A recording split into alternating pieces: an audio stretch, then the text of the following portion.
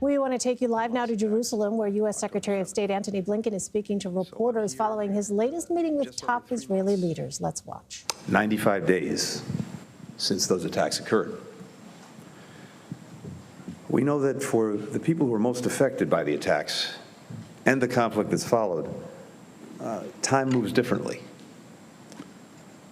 Immediately before this, I met with the families of hostages being held in Gaza and with hostages who have been released. Several of those families I've now met multiple times. For them, every day, every hour, every minute that they're separated from their loved ones is an eternity. Time feels different for families in Gaza as well, hundreds of thousands of whom are experiencing acute food insecurity. For the mother or father trying to find something to feed a hungry child, the passage of another day without food is excruciating.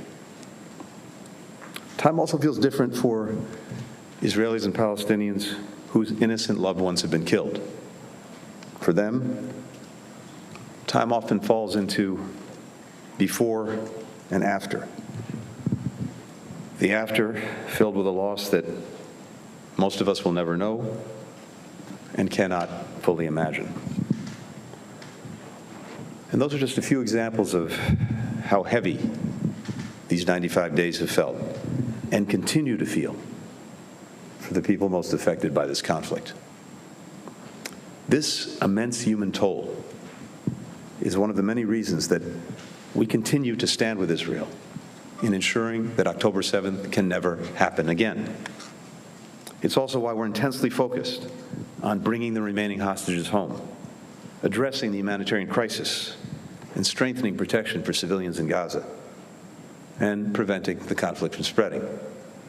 And it's the reason we're working urgently to forge a path toward lasting peace and security in this region.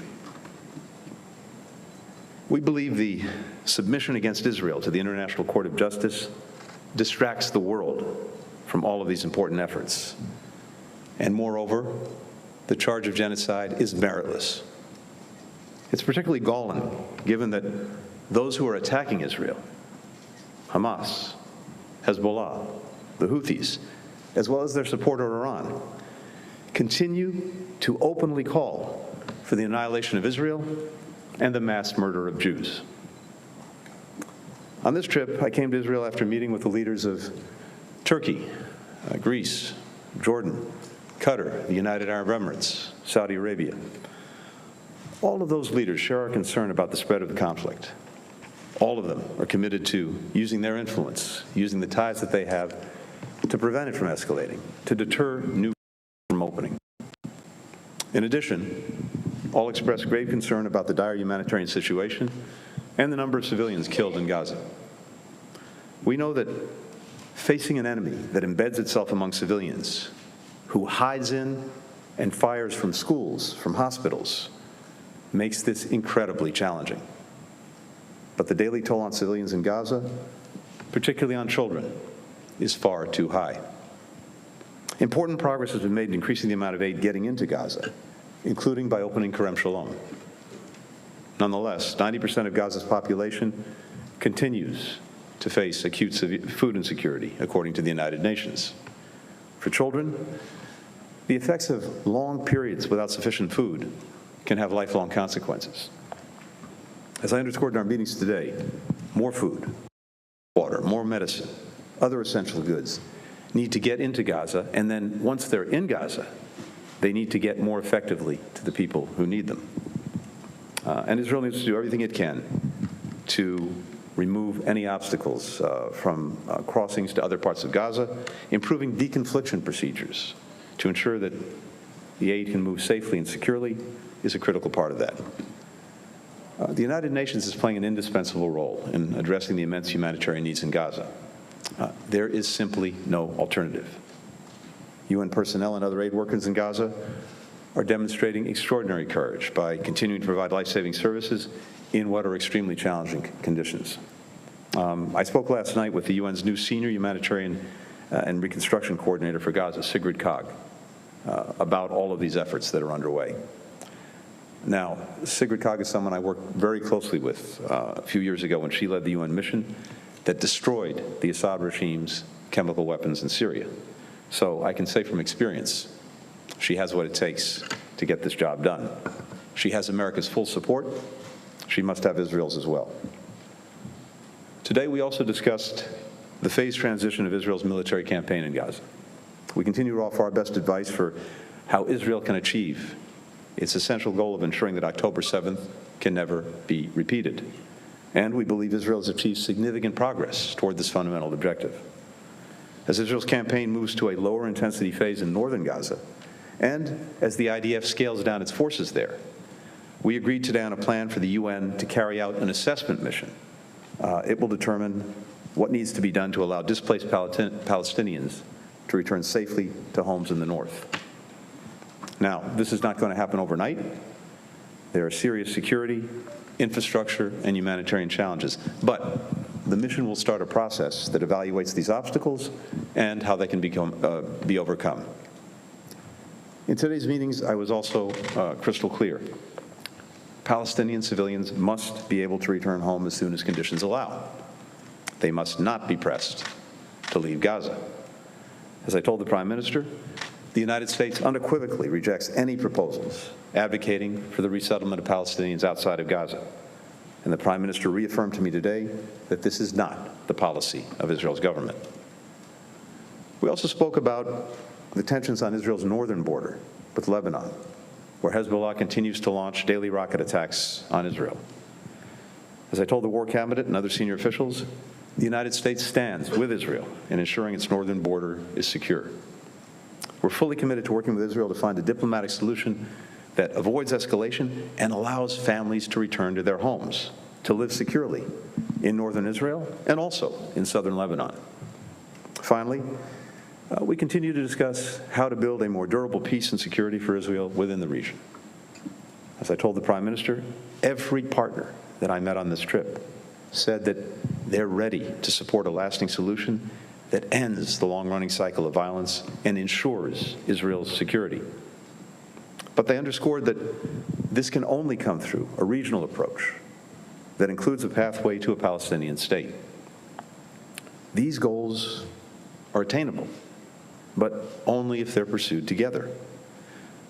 This crisis has clarified you can't have one without the other, and you can't achieve either goal without an integrated regional approach. To make this possible, Israel must be a partner to Palestinian leaders who are willing to lead their people in living side by side in peace with Israel and as neighbors. And Israel must stop taking steps that undercut Palestinians' ability to govern themselves effectively. Extremist settler violence carried out with impunity, settlement expansion, demolitions, evictions, all make it harder, not easier, for Israel to achieve lasting peace and security. The Palestinian Authority also has a responsibility to reform itself, to improve its governance, issues I plan to raise with President Abbas, among others, when we meet tomorrow. If Israel wants its Arab neighbors to make the tough decisions necessary to help ensure its lasting security, Israeli leaders will have to make hard decisions themselves. When President Biden addressed the people of Israel days after the October 7th attack, he made a very simple pledge. The United States has Israel's back today, tomorrow, always. The friendship between our nations is truly exceptional. It's our unique bond and America's enduring commitment to the people of Israel that allows, indeed demands, that we're as forthright as possible in the moments when the stakes are highest, when the choices matter the most. This is one of those moments. Happy to take some questions. The first question goes to Simon Lewis with Reuters.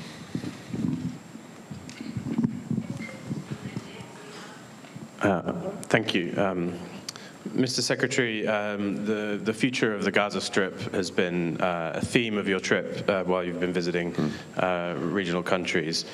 I wonder today, were you able to do make any progress on closing the gap between Arab leaders and Israel on specific security, reconstruction, and governance arrangements for Gaza?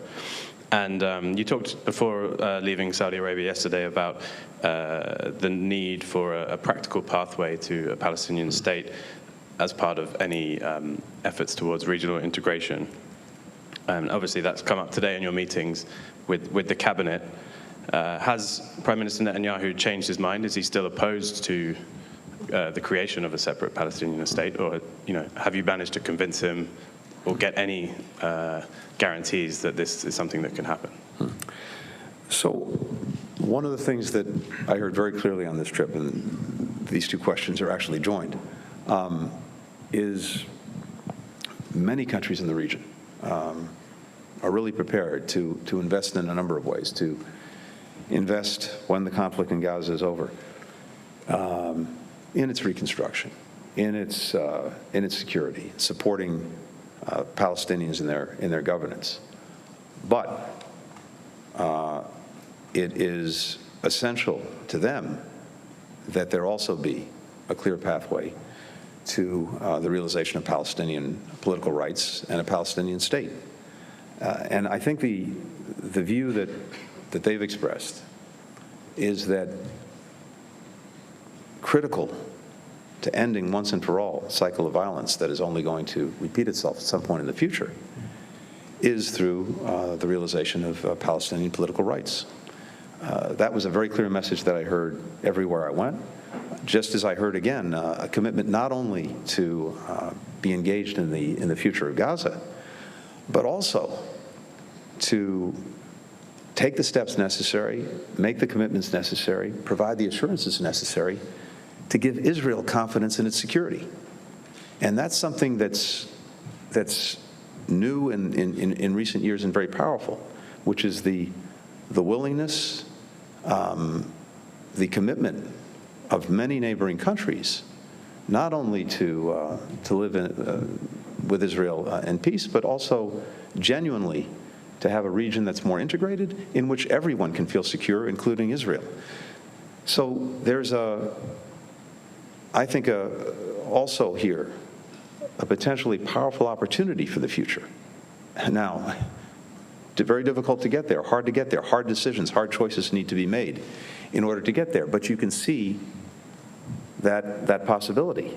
I'm not going to speak for the Prime Minister or anyone in the Israeli government about their views. I can just share our own and also share a little bit of what I heard from countries in the region. For the next question, Suleiman Masada with Con News. Thank you, Mr. Secretary, for taking questions. I'll do it very fast. The Israeli government is still refusing to transfer the PA's money, and the Minister of Finance, Smotrich, said yesterday there are 2 million Nazis in Gaza, and I won't give money to Nazis, just like the U.S. won't give money to al-Qaeda. I would like to have your comment on that. And the second question is, the cabinet said, the war cabinet said that they are refusing to let Gazans go back to North Gaza for now. Is that something that you agreed on with your Israeli counterparts? Yeah. Thank you very much. So first, with regard to the Palestinian Authority revenues, these are their revenues. They should have them. They should have them in order to be able to make sure that they can pay their people who are providing essential services, including doing essential work in the West Bank, the Palestinian Authority security forces, who are playing a very important role in trying to keep peace, security, stability in the West Bank, something that's profoundly in Israel's interest. So we believe that those revenues should be released to them. Again, their revenues and being used to do something that's important to Israel. And when it comes to the future governance of Gaza, when the conflict is over, of course, people need to be paid. They need to be able to do the work necessary to administer Gaza, to do the other things that will be critical once the conflict ends. In terms of Palestinians and moving back north in Gaza, as I spoke to earlier, we have an agreement that the UN will now conduct an assessment to determine the conditions necessary for people to be able to move back home. There are a lot of really challenging and important issues to deal with, including things like unexploded ordnance and booby traps and other explosives that had been left by Hamas, infrastructure questions, proper support. All of those things are going to be evaluated by the United Nations pursuant to this agreement. And then, as soon as conditions allow, we want to see people be able to move back to their homes. And we've been very clear about the necessity of doing that when conditions allow, and making sure that if people want to go back, they can go back. Will Malden with the Wall Street Journal. Thank you so much. I just wanted to ask about, we've heard some voices among Israeli political leaders talking about the threat of Iran in the region, and of course, its proxies, Hezbollah and the Houthis, have been active in and around this conflict.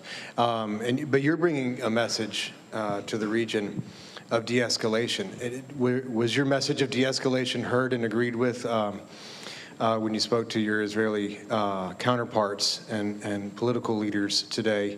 Or, we certainly haven't seen that. In the last few days, there have been strikes on Hezbollah that would appear to be an escalation. Do you support that?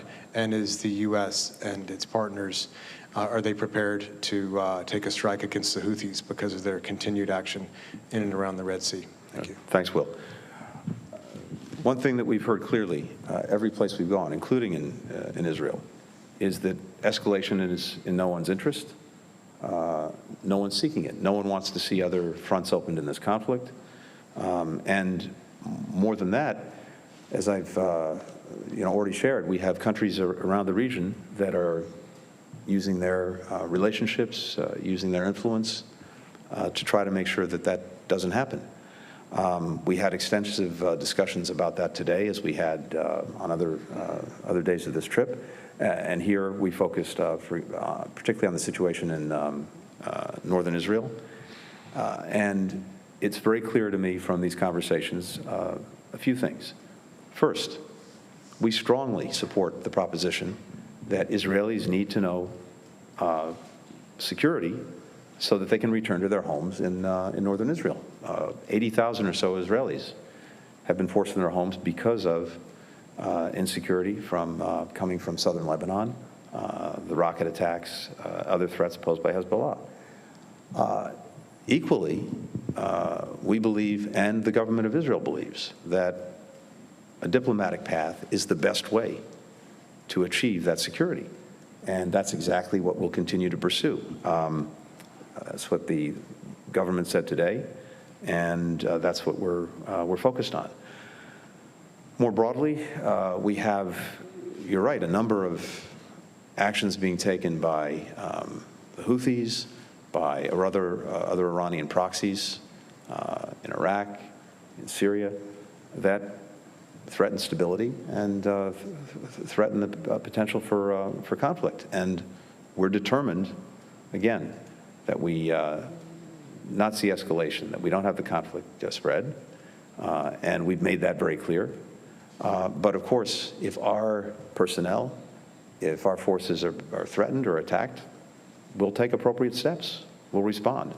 We'll protect them. We've demonstrated that in the recent past, and we will again if we have to.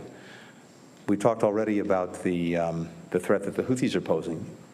That's a threat not to us, just to us or to Israel. It's a threat to the entire international community because they've been attacking shipping through the Red Sea that's vital to providing, it provides about 15% of global commerce every day. These attacks have had very, very negative effects for countries around the world in terms of forcing ships to route around the Red Sea, take longer routes, more expensive, more time, insurance rates goes up, prices for food, for medicine, for energy, for whatever's being shipped are going up.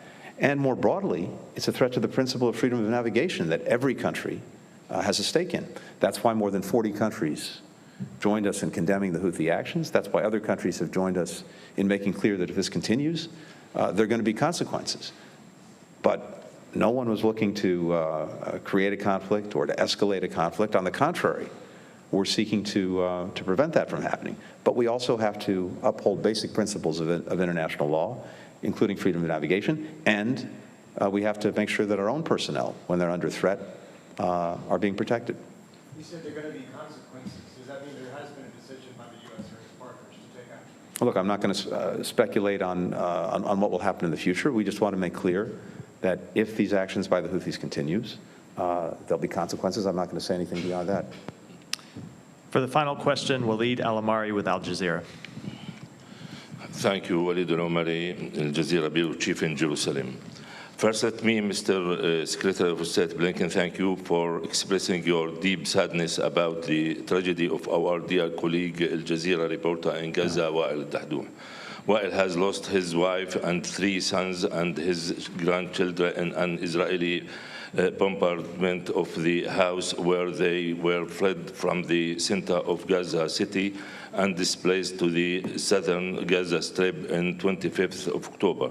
2 days ago or 3 days ago, he lost his eldest son, Hamza, who was a journalist in Al Jazeera media network and was killed in an Israeli airstrike that hit a civilian car in Rafah.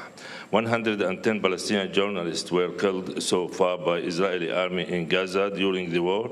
More than 20,000 civilians were killed and tens of thousands were injured and hundreds of thousands were displaced from their homes that no longer exist. The situation of the Israeli citizens is also difficult. Tens of thousands were displaced from the Gaza envelope and the borderline with Lebanon, and hundreds of civilians were killed in the Hamas attack on the 7th of October. And there are many prisoners and hostages from both sides, as you know. My question, why do you, as a superpower and as leading force in the international community, not oblige the parties and especially the Israeli government to cease fire in Gaza and respect the United Nations resolutions and dedicated the peaceful solution instead of both sides continuing wash blood by more blood? My second question is related to the matter of normalization. Is the USA really busy with the matter? And do you think, Mr. Blinken, that the option exists, or is it just an attempt to escape from the solution of the Palestinian question and tempting Netanyahu, Prime Minister of Israel, to agree with the American position in order to change his extreme government? And what's about the rule of the 4 Arab nations or countries, as you mentioned before, in Gaza? It's just to contribute for the reconstruction, or they have political rule there? Good. Thank you. Thank you. Let me just say again at the outset, the losses that your colleagues suffered are unimaginable. And I have deep condolences for what he has suffered. I, again, can't even begin to fully imagine what he's gone through. And as I said again the other day, to the journalists who've lost their lives or been injured in Gaza, we feel very strongly for them as well. And the essential work that they do is more vital than ever. We want this war to end as soon as possible. There's been far too much loss of life, far too much suffering. But it's vital that Israel achieve its very legitimate objectives of ensuring that October 7th can never happen again. We believe they've made considerable progress toward that goal. At the same time, I think it's very important to remember that everyone has choices to make, and that includes Hamas.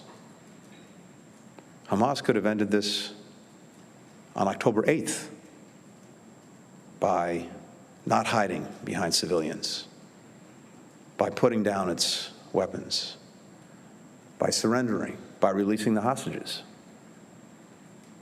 None of the suffering would have happened if Hamas did what it did on October 7th, and had it made different decisions thereafter.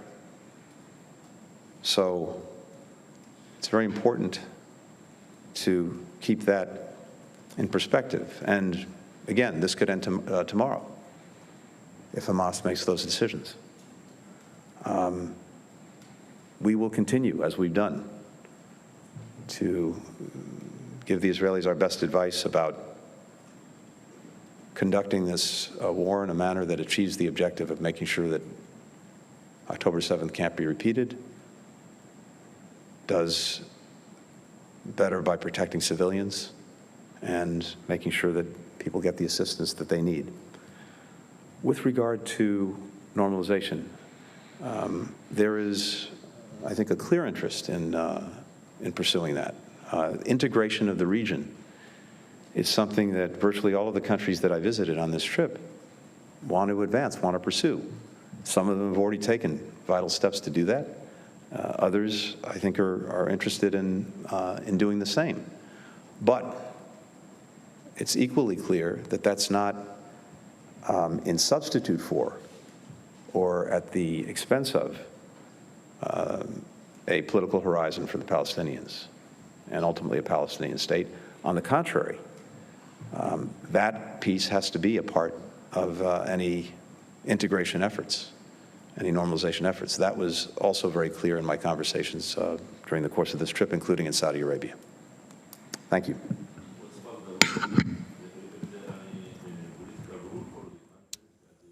You've been listening to Secretary of State Antony Blinken speaking from Tel Aviv, Israel. He spoke with top Israeli leaders today, including Prime Minister Benjamin Netanyahu. Blinken firmly stated the U.S. will continue to stand with Israel. The secretary says the daily toll of civilians in Gaza remains far too high, and he praised the United Nations humanitarian efforts in the region. Blinken says he told Israeli officials that Palestinians must be allowed to return to Gaza after the war. And we thought that the secretary had wrapped up there, but let's go ahead and turn to CBS News correspondent Christina Ruffini, joining us now from Washington as we continue to keep our eyes on that picture out of Tel Aviv. So a lot of ground covered there in the secretary's remarks. Christina, what stood out to you? There's not a ton new in there, but we weren't really expecting it. The closest thing we have to a deliverable is Blinken announced there's going to be a UN assessment in the northern part of Gaza that will help decide when people can go back to their homes. And that's a big deal. He also emphasized that Palestinians must not be pressured into leaving Gaza. And he said he talked to Prime Minister Benjamin Netanyahu about that, and he confirmed that that is not the policy of the Israeli government to try to press Palestinians to leave Gaza permanently, although there have been rumblings of that from some more conservative right-wing members of the parliament, of the government. So that was, Blinken trying to reinforce this idea that Israel is not pressuring people to leave permanently, but it is getting really, it's looking harder and harder that there will be something for people to return back to. So before he was in Israel, he was doing the swing of the region. And Blinken also said, he heard from his partners in the region, that includes Saudi, UAE, other Gulf countries, that they're ready to step in and help rebuild Gaza. They're ready to help support any future government. They're ready to offer financial assistance, but it has to be safe and there has to be an end to hostilities before they can go in and do that. So that's something that they were emphasizing.